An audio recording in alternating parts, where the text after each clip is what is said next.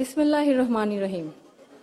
শ্রদ্ধেয় প্রধান অতিথি জনাব আমির খসরু মাহমুদ চৌধুরী, সম্মানিত অতিথিবৃন্দ, আসসালামু আলাইকুম। শুরুতে আমি আন্তরিক ধন্যবাদ জানাই আয়োজকদের, যারা আজকের এই সুন্দর আয়োজনটি করেছেন, যেখানে আমরা সবাই আমাদের ভিন্ন ভিন্ন মত, পথ ও অবস্থান প্রকাশ করার সুযোগ পাচ্ছি। আজ আমরা যারা এখানে উপস্থিত, আমরা সবাই একরকম নয়।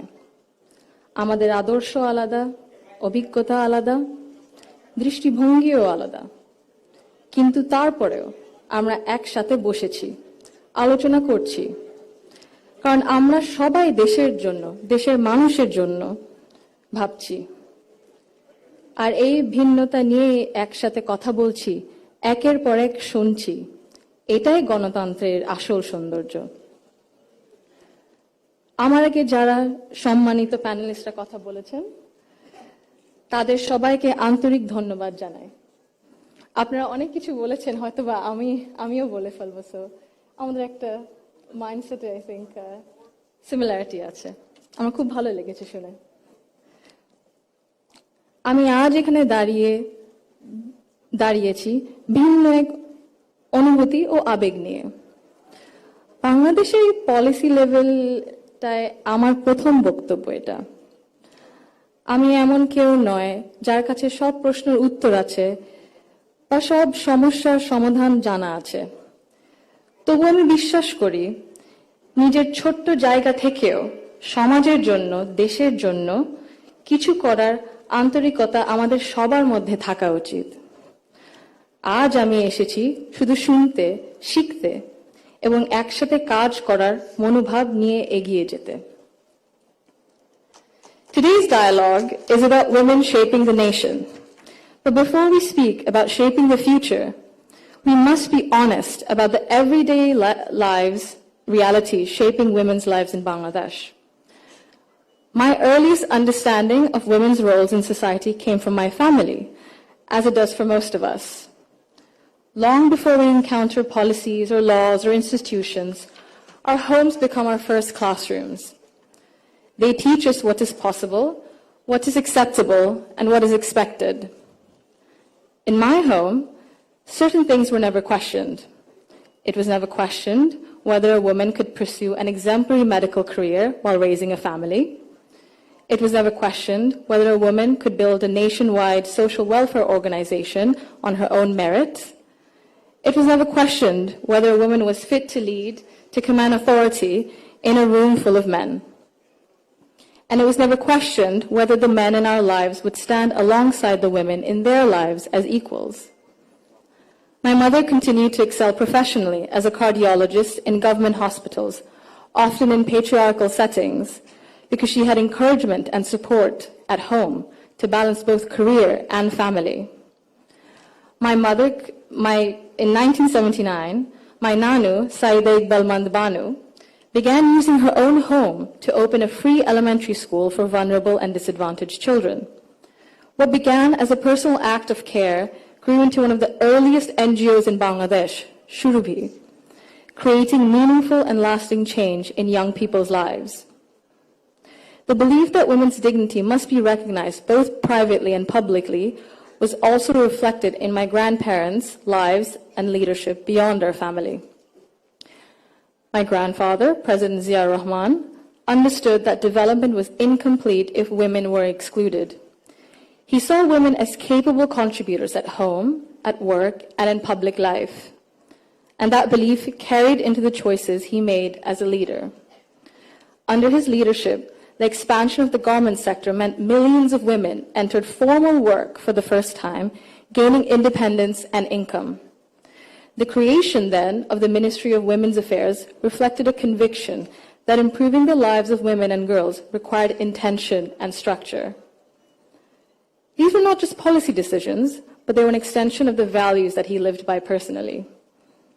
That foundation was carried forward by my grandmother, Begum Khaleda Zia, who understood the transformative power of education that gave women voice, choice, and confidence. Under her leadership, girls' education was treated as a right, not a privilege. Free secondary schooling, alongside program in secondary education, and became a model replicated beyond Bangladesh. আমি যদি একটু সময় নিয়ে actually একটা ঘটনা মনে এসেছে দাদুর ব্যাপারে এটা বলতে বলতে দাদু যখন আমাদের সাথে লন্ডনে ছিলেন গত বছর প্রথমের দিকে উনি যখন এসেছিলেন তখন হাসপাতালে ছিলেন কিছু চিকিৎসার জন্য ওখানে বিভিন্ন দেশ থেকে নার্স ছিল ডাক্তার ছিলেন এবং একটি নার্স ছিলেন নাইজেরিয়া ওয়েস্ট আফ্রিকাতে আম্মা আব্বা একদিন দাদুকে সকাল সকাল দেখতে গেছিল তো নার্স তারপরে বললেছে যে ও আমি তো আপনার মাকে চিনেছি আম্মু আব্বু বললো কিভাবে আপনার মাই প্রথম ইলেক্টেড প্রাইম মিনিস্টার বাংলাদেশের না আম্মু আব্বু তো অবাক হ্যাঁ আপনি কিভাবে জানেন তো নার্স তারপরে বললো যে আপনাদের যে উনি যে এত কিছু করেছেন এই মেয়েদের শিক্ষার জন্য specially primary education food for education cast for education এগুলো আমাদের সরকার ওই 35-30 বছর আগে দেখে ইমপ্লিমেন্ট করেছিল আর ওই কারণে লক্ষ লক্ষ মেয়েরা গ্রাম অঞ্চলে ওদের দেশে গ্রাম অঞ্চলে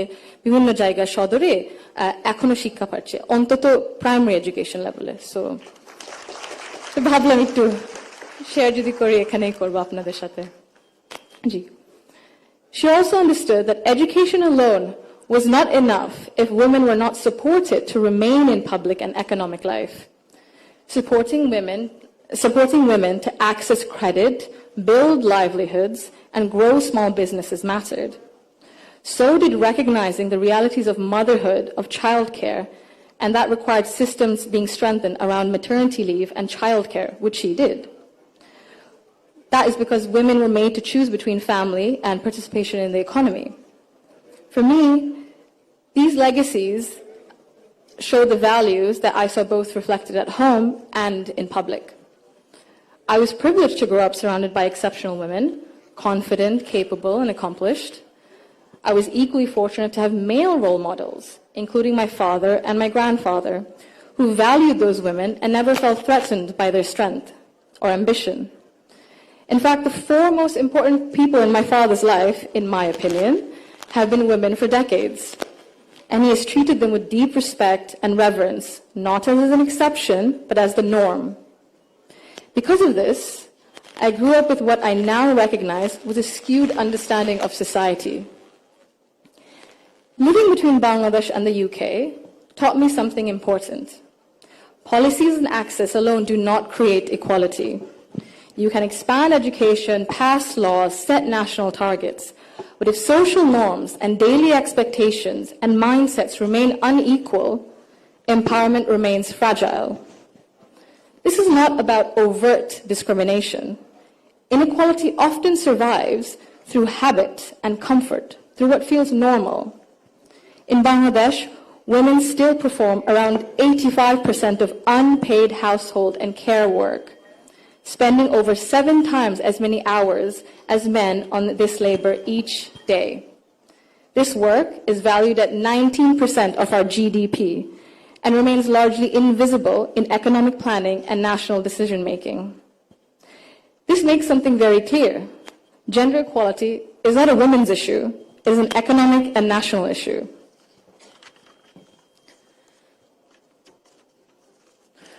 When women carry the bulk of responsibility, their participation in the formal economy suffers. Despite significant gains in girls' education, women's labor force participation in Bangladesh remains below 40% compared to over 80% for men. Women are far more likely to step back from paid work after marriage or childbirth, not because they lack ability or ambition, but because systems assume they will absorb the cost. This imbalance begins early. Girls are expected to adjust their ambitions around family needs, while boys are rarely taught that responsibility and care are shared obligations. Over time, this became structural and progress stalls. Women are already leaders, and many of those leaders are in this room today. Women who have carried institutions, families, movements, and communities forward, generation after generation. Bangladesh's progress bears your fingerprints, even when history has not always said your name out loud. This brings me to a central point. Belief means nothing without action. To the men among us, our fathers, our brothers, our sons, our husbands, our colleagues and friends, your support for women's rights matters. Your celebration of women's success matters, but equality cannot survive on words alone. If systems and expectations continue to rely on women's sacrifice as the default, inequality continues comfortably. Fathers, in particular, I believe, have a unique role in breaking this cycle. I'm an only child, and I never was once made to feel that my parents wished for a son instead. My father once scolded someone for even asking that question. He understood that while I was treated with respect and care at home, the world outside would not always be the same. So he made sure that I could navigate it with confidence. What shaped me were not his speeches, but his consistency. Through his daily choices, he showed me what I should expect from the world. This is how change becomes sustained.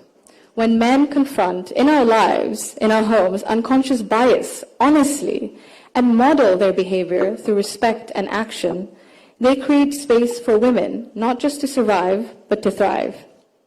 In Bangladesh, the cost of inaction is visible. Girls' dropout rates sharply rise during adolescence. Women in public life, in leadership, face harsher judgment. In Bangladesh alone, there's a statistic that 78% of women have faced harassment online, primarily from Facebook. Education and opportunity collapse if inequality at home and in mindset remains untouched. And for a country facing climate change, economic and political transition, demographic pressure, Bangladesh cannot afford to sideline half its population through exhaustion and social expectation. When women are welcomed rather than sidelined, they do not only change their own lives, they change the future of their families and the future of the nation. If Bangladesh wants real progress, not symbolic success stories, but sustained national development, then empowerment cannot stop only at classrooms, only in offices or policies. They must reach our homes, our institutions, and our mindsets. And it must be the responsibility of all of us. I thank you all for engaging in an inclusive dialogue today that reflects the true spirit of progress. Thank you. Thank you so much for your valuable opinion and remarks, Barrister Jamia Rahman. May I kindly request you to be seated on the stage with us.